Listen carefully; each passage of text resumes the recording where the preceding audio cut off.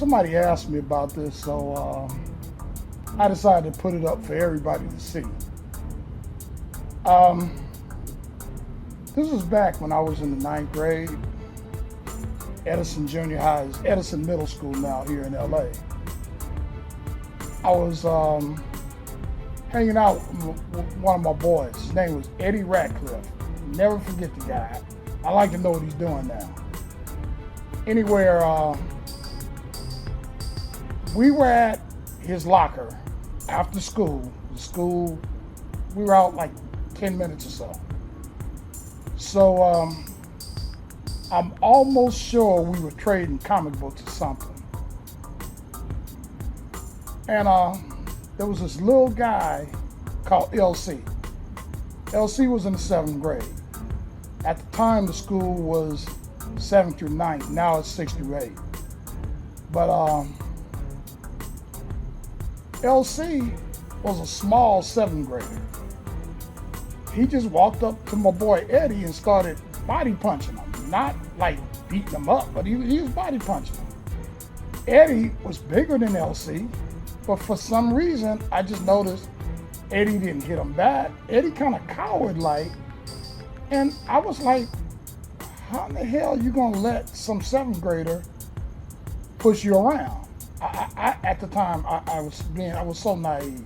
And me and Eddie, we weren't street at all. So after LC kept punching on the guy, I basically said something like, hey man, why don't you play with the other 7th graders? So he turned around to me and he punched me in the chest. And I'm like, oh hell no, not no 7th graders. So I grabbed him, I slammed him against the locker. And he came at me again. I slammed him against the locker again and I held him. So he started yelling, let me go, let me go. And you know, I'm like, man, what the hell is wrong with you, man? Why don't you play with the other little 7th graders? Right as I said that, I felt fists in my back. I turned around and looked. It was about 4, maybe 5 Crips. And they were swinging. So when I saw what was going on, I started swinging wild. I saw a little opening, and I took off running down the hall. They chased me for a while, but at that time, when it came to running, I could run. I was skin and bones and all. So, like I say, I got away that time. Made it home, because I lived pretty much across the street from the school.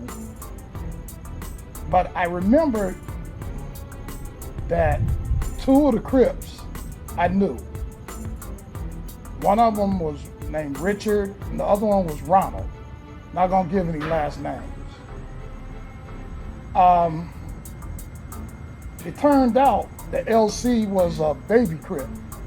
That's a name you don't really hear these days, but a baby Crip was like the little junior members, almost like a little auxiliary, set of guys that basically they idolized the older guys and hung around with them and did some of the stuff the older guys did. Like I said, I don't even hear the term baby Crip anymore, but that's what LC was. So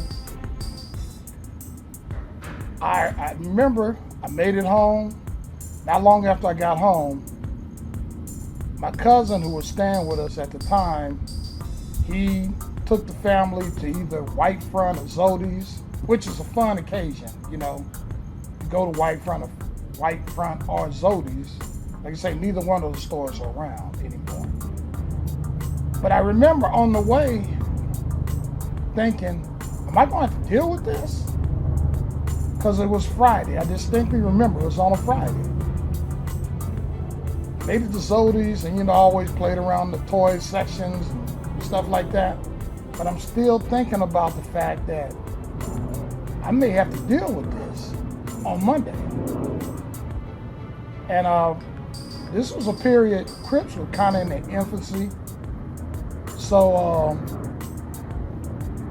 Raymond Washington and Tookie Williams were reigning supreme during this time. And we knew the Crips were not something you wanted to play around with. So I was really concerned. I didn't tell nobody. My mom had no idea. Sisters, my cousin, they had no idea what happened.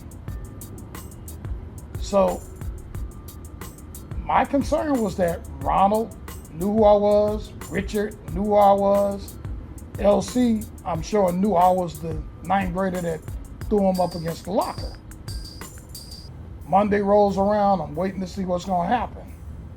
Because I knew I was gonna run across at least one of the guys, and I did. They didn't bother me. And I guess because they realized, they had bigger fish to fry.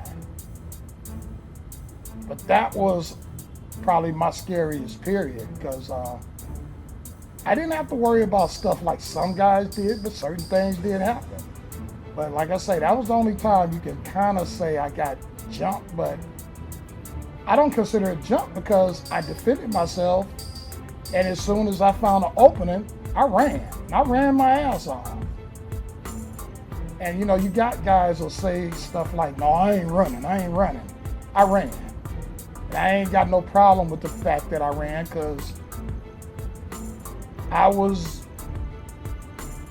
got out of it. I didn't get punched in the face. I didn't get kicked. I didn't get stomped. The main thing was when they punched me in the back the way they did, and I turned around and saw what was up. I started swinging, and I was able to run. Like somebody asked me about my situation around gangs coming up. That was probably one of my biggest ones. There's other little things, but that was probably one of the most physical ones I had to deal with. But I ran.